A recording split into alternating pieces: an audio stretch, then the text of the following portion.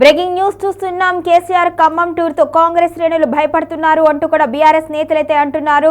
ఇందుకు నిదర్శనమే మంత్రి తుమ్మల చేస్తున్న పర్యటన అంటూ కూడా అన్నారు. కార్పొరేటర్లు ఎక్కడ చేజారిపోతారో అనే భయంతో వారిని రేవంత్ రెడ్డి ఇంటికి తరలించారు అంటూ కూడా తీవ్ర ఆరోపణలు చేశారు. కేటీఆర్ ఖమ్మం టూర్ భయపడుతున్న తుమ్మల అంటూ వారు వ్యాఖ్యానించారు. కార్పొరేటర్లు చేజారకుండా మంత్రి తుమ్మల ముందు జాగ్రత్త తీసుకున్నారు అని అన్నారు. ఇక కేటీఆర్ సమక్షంలో ఎక్కడ బీఆర్ఎస్ లో చేరుతారో అని క్యాంప్ రాజకీయాలు చేస్తున్నారు అని అన్నారు. కాంగ్రెస్ కార్పొరేటర్లను ప్రత్యేక బస్సులో హైదరాబాద్ తరలించారు మంత్రి తుమ్మల అని అన్నారు. మంత్రి తుమ్మల తీరుతో అసంతృప్తిలో కాంగ్రెస్ నేతలు కార్పొరేట్లు ఉన్నట్టుగా బీఆర్ఎస్ లో వర్గాలైతే గుసగుసలాడుతూ ఉన్నాయి. ఇక ఖమ్మంలో కేటీఆర్ పర్యటనలో ఎవరైనా చేరుతారు అనే ఆందోళనలోనే ముందు జాగ్రత్త చర్యలుగా ఇలా చేశారు అంటూ కూడా బీఆర్ఎస్ నాయకులు అయితే అంటున్నారు. ముఖ్యమంత్రిని కలిసేందుకు వెళుతున్నట్లుగా డ్రామా క్రియేట్ చేశారు అని కూడా తీవ్ర ఆరోపణలు చేస్తున్నారు. మొత్తానికి దీని మీద కేటీఆర్ కూడా స్పందించారు.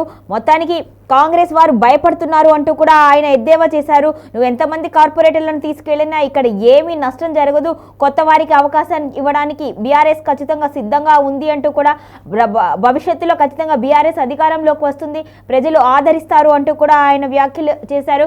ఇక నువ్వు చేసిన ఈ పనే అర్థమవుతుంది బీఆర్ఎస్ పట్ల కాంగ్రెస్కి ఎంత భయం ఉందో, కార్పొరేటర్లు చేజారుతారు అనే భయంతోనే నువ్వు ముందు జాగ్రత్తగా ఇలా చేశావు అంటూ కూడా తీవ్ర విమర్శలు గుప్పించారు.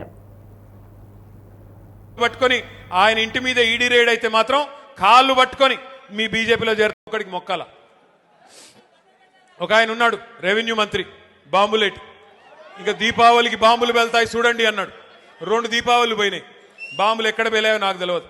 ఈయన గారు పోయి మాత్రం అదాని కాళ్ళు పట్టుకొని, మోడీ కాళ్ళు పట్టుకొని ఆయన ఇంటి మీద ఈడీ రేడ్ అయితే మాత్రం కాళ్ళు పట్టుకొని మీ బీజేపీలో చేరుతాను, దండం పెడతాను, నా మీద కేసు పెట్టకండి అని చెప్పి సిగ్గు లేకుండా బీజేపీకి మోకరిల్లి ఇవాళ కేసు మాఫీ చేయించుకుంటా ఉన్నాడు.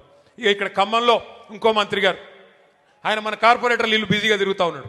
కార్పొరేటర్ల ఇంటి చుట్టూ తిరుగుతూ ఇవాళ నేను ఇక్కడికి వస్తున్నా అంటే ఒక 3 కార్పొరేటర్లు వేసుకొని పోయి రేవంత్ రెడ్డి కాడ కూర్చోబెట్టిండట. ఒకటి మాత్రం నేను పక్కాగా చెప్తున్నా, మంత్రి గారు ప్రజలు అనుకుంటే మీరు ఎంతమందిని ఎత్తుకొని పోయినా నువ్వు పీకేదేమి ఉండదు. ప్రజలు అనుకుంటే పెద్ద వాళ్ళని ఇంటికి పంపించారు, నువ్వు ఎంతమంది నన్ను ఎత్తుకొని పో పర్లేదు, బంగారం లాంటి కొత్త వాళ్ళని తయారు చేసుకుంటాం, కొత్త యువతకి అవకాశం ఇవ్వాలని చెప్పి కూడా నేను పువ్వాడ అజయ్ గారిని కోరుతా ఉన్నా.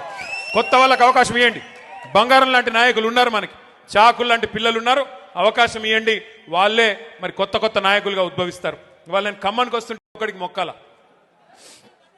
ఒక ఆయన ఉన్నాడు రెవెన్యూ మంత్రి బాంబులేటి, ఇంకా దీపావళికి బాంబులు వెళ్తాయి చూడండి అన్నాడు. 2 దీపావళిలు పోయినాయి, బాంబులు ఎక్కడ వెళ్ళాయో నాకు తెలియదు.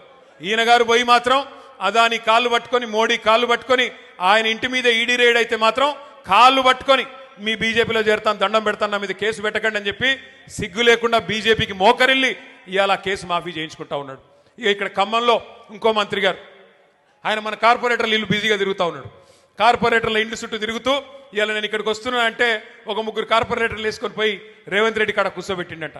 ఒకటి మాత్రం నేను పక్కాగా చెప్తున్నా, మంత్రి గారు ప్రజలు అనుకుంటే మీరు ఎంతమందిని ఎత్తుకొని పోయినా నువ్వు పీకేదేమి ఉండదు. ప్రజలు అనుకుంటే పెద్ద వాళ్ళని ఇంటికి పంపించారు, నువ్వు ఎంతమంది నన్ను ఎత్తుకొని పో పర్లేదు, బంగారం లాంటి కొత్త వాళ్ళని తయారు చేసుకుంటాం, కొత్త యువతకి అవకాశం ఇవ్వాలని చెప్పి కూడా నేను పువ్వాడ అజయ్ గారిని కోరుతా ఉన్నా. కొత్త వాళ్ళకి అవకాశం ఇవ్వండి, బంగారం లాంటి నాయకులు ఉన్నారు, మనకి చాకులు లాంటి పిల్లలు ఉన్నారు, అవకాశం ఇవ్వండి, వాళ్ళే మరి కొత్త నాయకులుగా ఉద్భవిస్తారు. వాళ్ళు నేను ఖమ్మానికి వస్తుంటే ఒకడికి మొక్కాలి.